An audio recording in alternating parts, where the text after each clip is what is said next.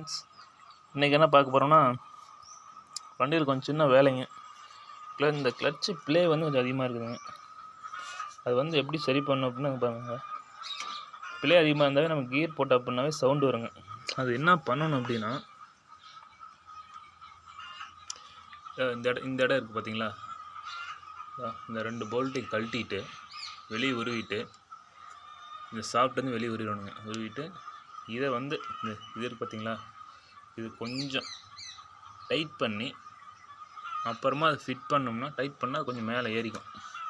இதுக்கு பார்த்தீங்களா, இது கொஞ்சம் மேலே ஏறும், கொஞ்சம் மேலே ஏறிக்கும். அப்புறமா ஃபிட் பண்ண அப்படின்னா இந்த ப்ளே வராது. அதுதான் மெயின் ரீசன் ப்ளே வரத்துக்கு. ஒரு சில நண்பர்கள் சொல்லுவாங்க, கிளச்சு மேலே கால் வச்சு ஓட்டாதீங்க அப்படின்ட்டு. அது ஓட்டுறனால ஒன்றும் பெருசாக ப்ராப்ளம் வராது. அது பழைய 275 அந்த வண்டியெலாம் வரும். 575ல் அவ்வளோ சீக்கிரம் எதுவும் வராது. கியர் பாஸ் இது கிளச்சு பிளேட்டு அவ்வளோ சீக்கிரம் போகாது. என்ன ரீசன் அப்படின்னா, நம்ம கியர் போட்டு ரேஸ் ரொட்டேட்டரோ இல்லை இதே ஓட்டுறோம். அப்போ வந்து என்னென்னா, கியரை போட்டு டக்குன்னு கிளச்சு விடக்கூடாது. சாஃப்டாக விடணும். டக்குன்னு கிளச்சு விட்டிங்கன்னா எந்த வண்டியாக இருந்தாலும் கிளச்சு போட்டு கொஞ்சம் அடி வாங்கும். அதுதான் மெயின் ரீசனு. எனக்கு தெரிஞ்சு சொல்கிறேன் ப்ரோ.